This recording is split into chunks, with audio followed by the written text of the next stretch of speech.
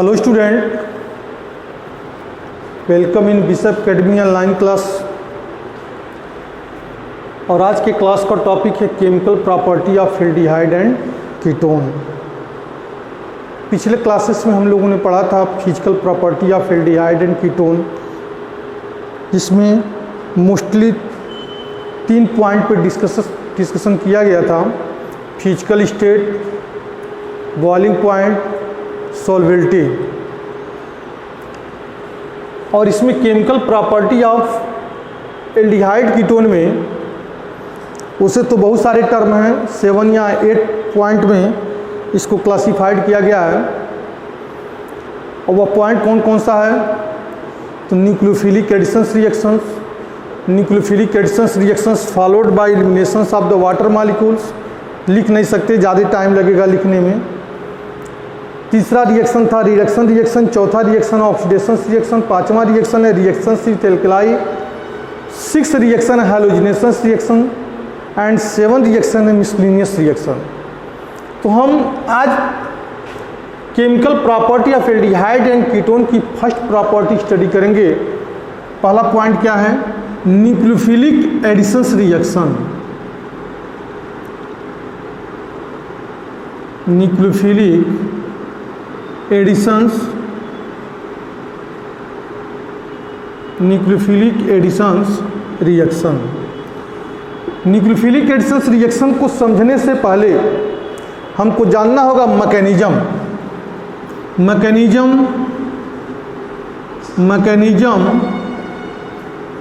Of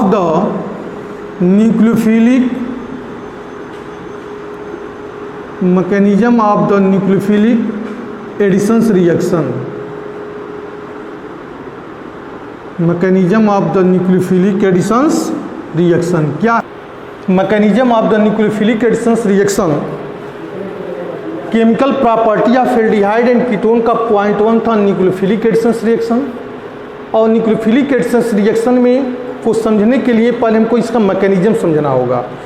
mechanism of the nucleophilic additions reaction. और mechanism क्या कह रहा है? न्यूक्लियोफिलिक एडिशंस रिएक्शन में मैकेनिज्म क्या कह रहा है कि द कार्बोनियल ग्रुप, पता ही है आपको कार्बोनियल ग्रुप किसे बोलते हैं? The carbonyl group is the quite polar. इसका नेचर क्या है? कार्बोनियल ग्रुप का पोलर है। क्यों पोलर है? तभी हम इसके आगे एक्सप्लेन कर रहे हैं। The carbonyl group is the quite polar due to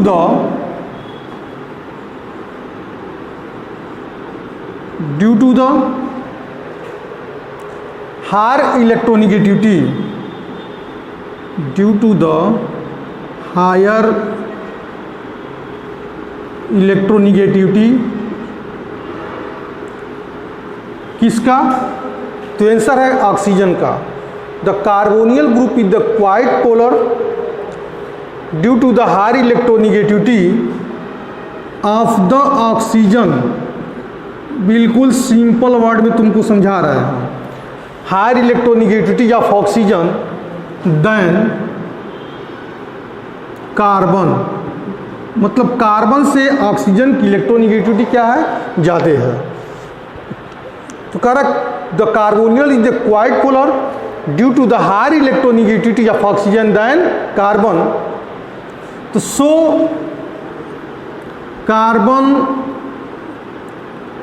carbon have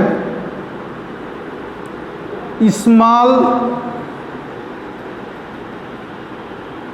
positive charge, carbon have small positive charge whereas oxygen have small negative charge। Oxygen है स्मॉल निगेटिव चार्ज। तो जब कार्बन पॉजिटिव चार्ज है तो किसके समान काम करेगा? तो आंसर है कार्बन अगर पॉजिटिव चार्ज है तो एक्ट एज लाइक इलेक्ट्रोफाइल। तो यह अगला स्टेटमेंट क्या होगा? Carbon have small positive charge whereas oxygen have small negative charge. Carbon act as like electrophile. Carbon act as like electrophile where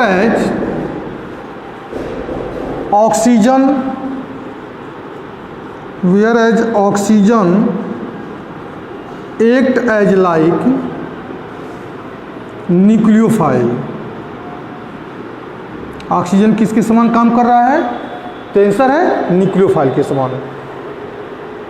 ठीक है, carbon act as like electrophile. Carbon किसके समान काम करेगा? इलेक्ट्रोफाइल के समान। ऑक्सीजन किसके समान काम करेगा? न्यूक्लियोफाइल के समान। अब यहाँ पे देखिए, an electrophile an nucleophile. A nucleophile ये मैकेनिज्म है, स्टेटमेंट के थ्रू इसको समझा रहे हैं, ध्यान से समझिएगा। A nucleophile easily attack on the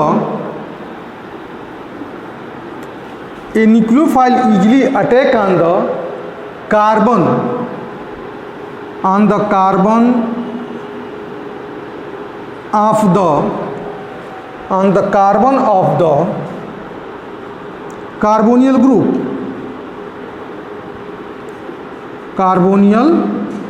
group। Nucleophile किस पे अटैक करेगा? कार्बन एटम पे। कौन से कार्बन एटम पे?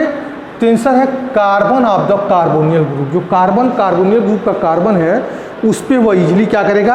अटैक करेगा। एक nucleophile easily attack on the carbon of the carbonyl group from a directional perpendicular. किस फॉर्म में? From a directional perpendicular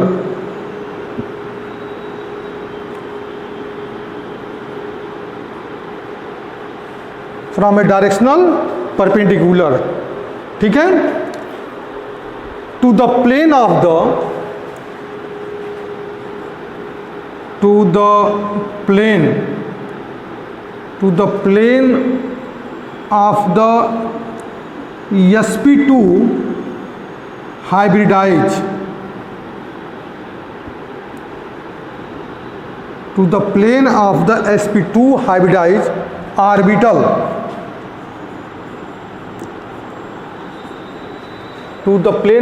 sp2 hybridized orbital of the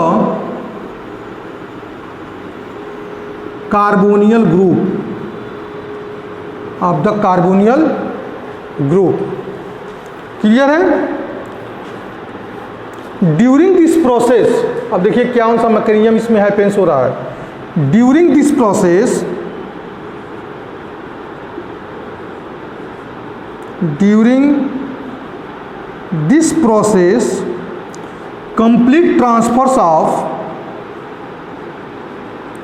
complete थोड़ा सा ध्यान अगर लगा के पढ़ेंगे तो सब समझ में आएगा। During this process complete transfers of pi electron. किसका पाई इलेक्ट्रॉन? तो कार्बन का। During this process complete transfers of the pi electron from the carbon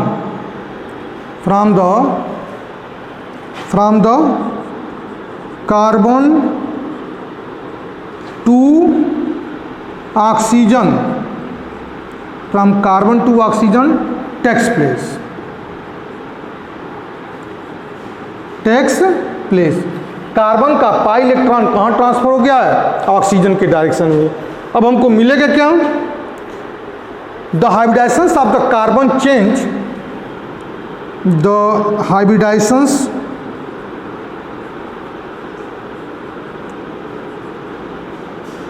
the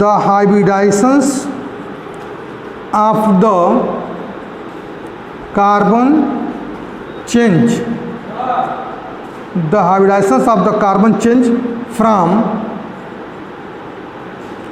sp2 sp2 से किस में चला जा रहा है? The hybridization of the carbon change from sp2 to sp3 and tetrahedral alkoxide ion and tetrahedral alkoxide ion are formed and tetrahedral alkoxide ion are formed and it pick the proton and it pick अभी बता रहे हैं क्या नीचे वाली line का relation किससे है and it pick the protons and it pick the proton from solvent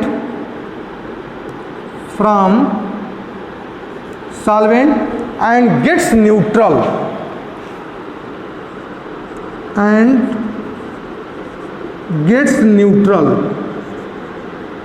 अब देखिए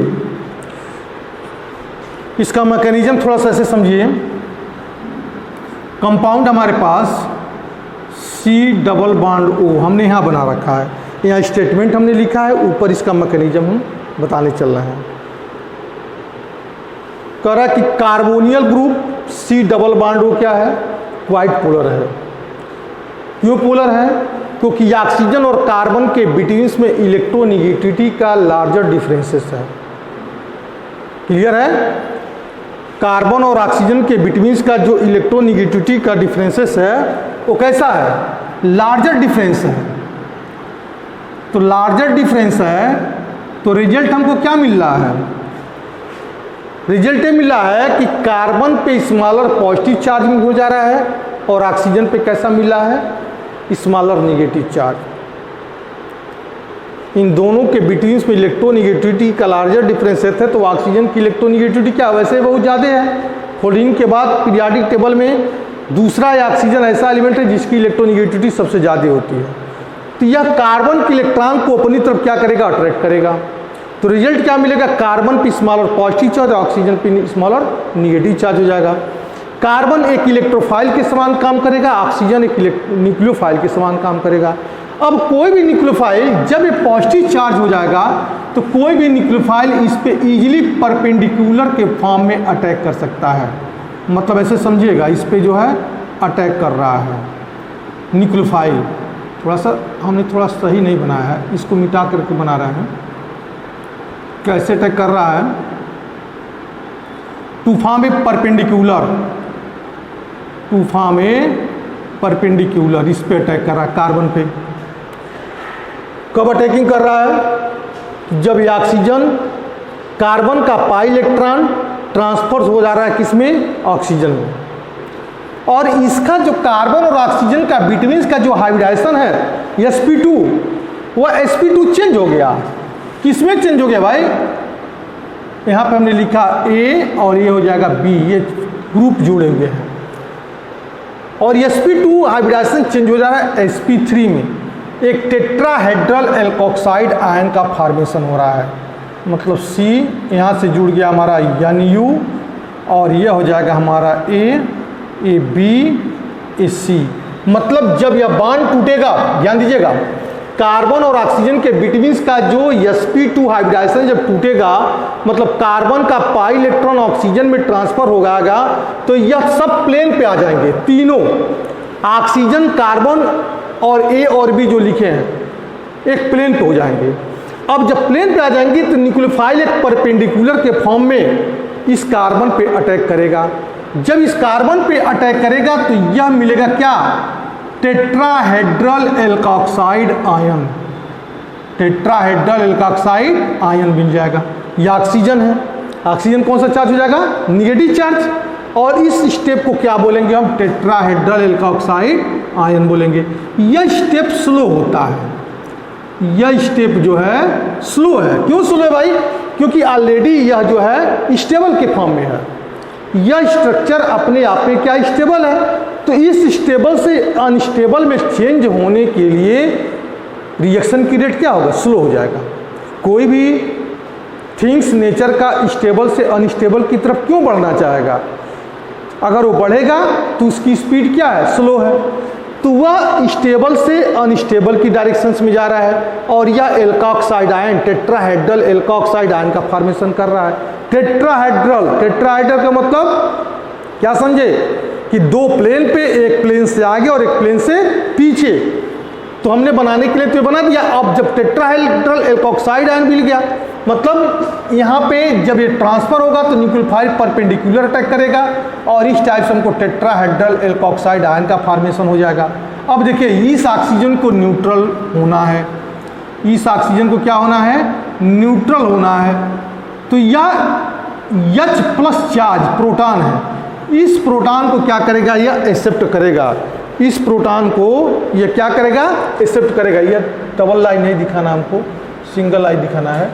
H+ चार्ज को क्या करेगा, अटैक करेगा। तो H+ चार्ज को ये अपने आप जोड़ लेगा, तो हो जाएगा NU, ठीक है, C, यहाँ पे पहले से है, B है और यह हो जाएगा OH, मतलब गेट्स न्यूट्रल। क्या हो गया, ये न्यूट्रल हो गया। यह मैकेनिज्म है। मैकेनिज्म क्या कर रहा है कि कार्बोनियल ग्रुप क्वाइट पोलर है, कार्बन का इलेक्ट्रॉन्स क्योंकि क्वाइट पोलर क्यों है, क्योंकि ऑक्सीजन और कार्बन के बीच में इलेक्ट्रोनेगेटिविटी का लार्जर डिफरेंसेस है। ऑक्सीजन कार्बन के पाई इलेक्ट्रॉन को एक्सेप्ट कर रहा है, जब पाई इलेक्ट्रॉन को एक्सेप्ट करेगा तो टेट्राहेड्रल एल्कोक्साइड आयन बनेगा और परपेंडिकुलर किससे, परपेंडिकुलर फॉर्म में यह न्यूक्लियोफाइल इस पे अटैक करेगा और अटैक करने के बाद यह ऑक्साइड एल्कोक्साइड आयन को न्यूट्रल होना है तो प्रोटॉन को एक्सेप्ट करके यह न्यूट्रल कंपाउंड बना देगा। तो यही हमारा mechanism of the nucleophilic addition reaction. इस रिएक्शन में एसिड का रोल क्या है भाई, इस रिएक्शन में एसिड क्या रोल क्या है, तो समझते हैं कि एसिड का रोल क्या है। What is the role of acid catalyst in nucleophilic substitution, nucleophilic addition reaction. अगला पॉइंट है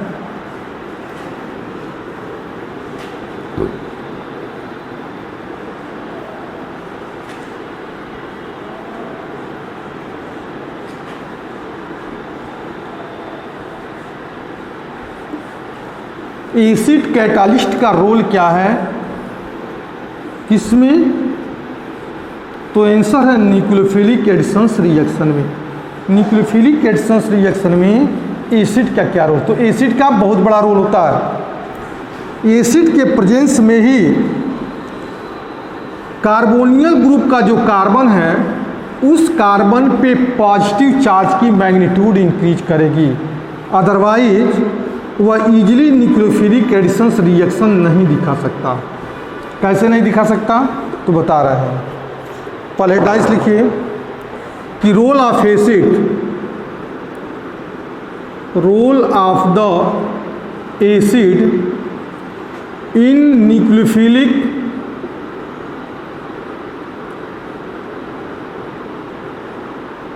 role of the acid nucleophilic editions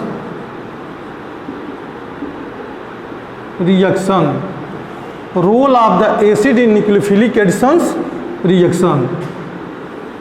इसमें स्टेटमेंट क्या लिखेंगे, स्टेटमेंट होगा in the presence of acid,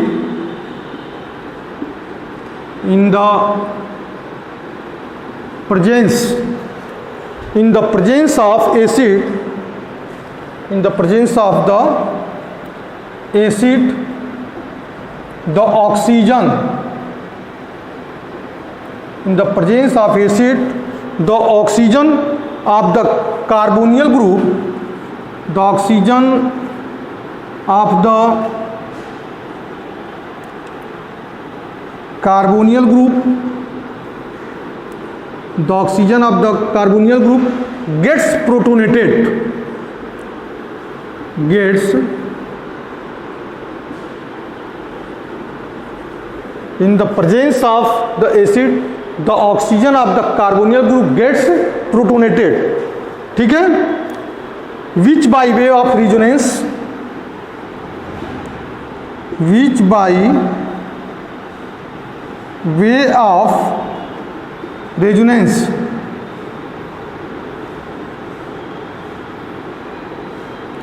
which by way of resonance increase the positive charge, increase the positive charge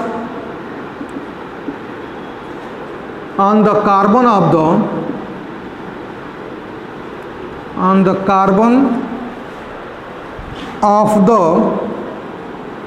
carbonyl group, on the carbon of the carbonyl group, which make more electrophile, which make more electrophile. कैसे? देखिए, यह हमारा कार्बोनियल group है, C double bond O। कौन सा group है ये? तो आंसर है कार्बोनियल ग्रुप है। इस कार्बोनियल ग्रुप के कार्बन पे पॉजिटिव चार्ज की अगर मैग्नीट्यूड बढ़ेगी, कार्बोनियल ग्रुप के कार्बन पे जब पॉजिटिव चार्ज की मैग्नीट्यूड बढ़ेगी तभी इस पे कोई न्यूक्लियोफाइल इजीली अटैक कर सकता है। इसका रिएक्शन किसके प्रेजेंस में हो रहा है? एसिड के प्रेजेंस में। क्यों एसिड के प्रेजेंस में हो रहा है? तो एसिड के प्रेजेंस में इसलिए हो रहा है कि यह एसिड इस कार्बन को मोर इलेक्ट्रोफाइल बना रहा है। यह एसिड जो है इस कार्बन को मोर इलेक्ट्रोफाइल बना रहा है। कैसे? तो वह ऐसे है कि इस कार्बन पे पॉजिटिव चार्ज की मैग्नीट्यूड बढ़ा रहा है। कैसे कि मैकेनिज्म देखिए, यह वन लोन पेयर इलेक्ट्रॉन इस हाइड्रोजन प्रोटॉन को दे दिया। जब प्रोटॉन को दे दिया तो रिजल्ट हमको क्या मिला? C double bond O plus charge H। Resonance first. Resonance second में देखिए, तो क्या यह जब यह पॉजिटिव चार्ज हो जाएगा, जब यह पॉजिटिव चार्ज हो जाएगा तो पॉजिटिव चार्ज अपने आप को क्या होना चाहेगा? न्यूट्रल होना चाहेगा। तो न्यूट्रल होगा तो यह जो है दूसरा रेजोनेंस बनेगा COH। यह रेजोनेंस 2 है और इस कार्बन पे पॉजिटिव चार्ज हो जाएगा। ध्यान दीजिएगा, यह ऑक्सीजन इस प्रोटॉन को एक्सेप्ट करेगा, प्रोटॉन को एक्सेप्ट करेगा तो ऑक्सीजन पे पॉजिटिव चार्ज। अब इस पॉजिटिव चार्ज को इंक्रीज करना किस पे? कार्बन पे। तो ऑक्सीजन इस कार्बन के पाई इलेक्ट्रॉन को एक्सेप्ट करेगा, अपनी तरफ खींचेगा।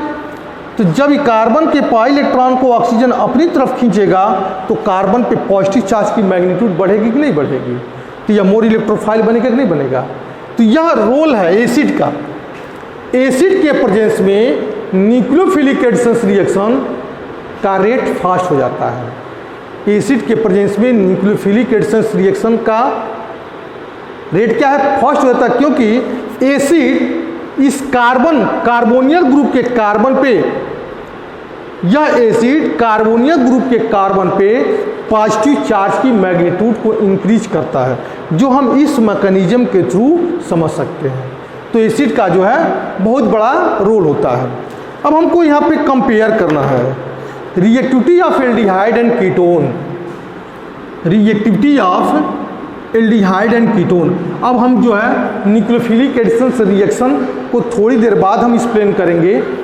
पहले जानना कि एल्डिहाइड अगर दिया है, कीटोन दिया है, तो हम किसको मानेंगे कि यह मोर रिएक्टिव है।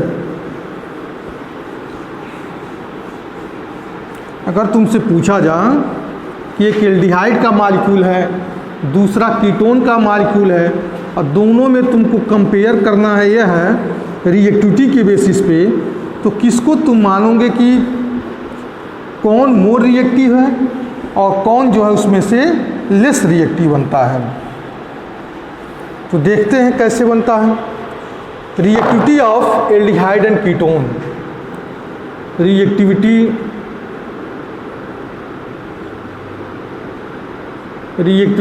Of the aldehyde, reactivity of the aldehyde and ketone, reactivity of aldehyde and ketone. Generally generally aldehyde are more reactive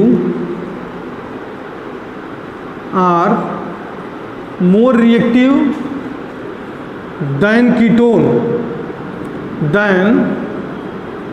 ketone generally aldehyde are more reactive than ketone due to the following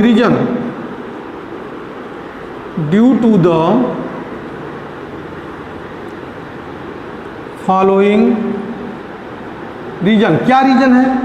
तो पहला reason है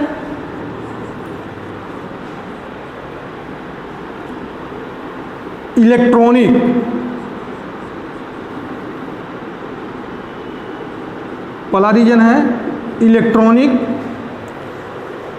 और दूसरा reason है electronic reason, इसको लिख सकते हैं अपने वर्ड में चेंज कर रहे हैं, इलेक्ट्रॉनिक रीजन।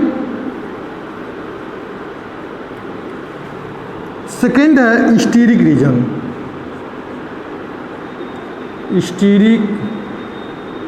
रीजन। तो पहला स्टार्ट करते हैं इलेक्ट्रॉनिक रीजन को, सिर्फ समझना, इसमें लिखना नहीं है, सिर्फ समझो। इलेक्ट्रॉनिक रीजन में पहला एक्सप्लेन कर रहे हैं इलेक्ट्रॉनिक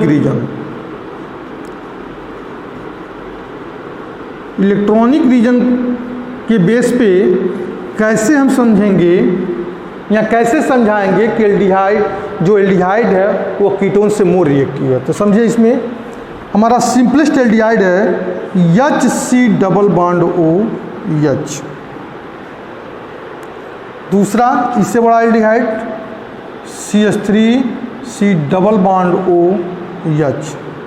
तीसरा है CH3C डबल बॉन्ड OCH3। यह दोनों एल्डिहाइड हैं और यह कीटोन है। यह फॉर्मल्डिहाइड है, यह एसिटल्डिहाइड है, यह एसीटोन है। यहाँ पर हमने क्या लिखा? Generally aldehyde are more reactive than ketone due to the following reason. क्या रीजन लिखा है? इलेक्ट्रॉनिक रीजन है, स्टीरिक रीजन। इलेक्ट्रॉनिक रीजन में आता है इंडक्टिव इफेक्ट। इलेक्ट्रॉनिक रीजन में क्या आता है? इंडक्टिव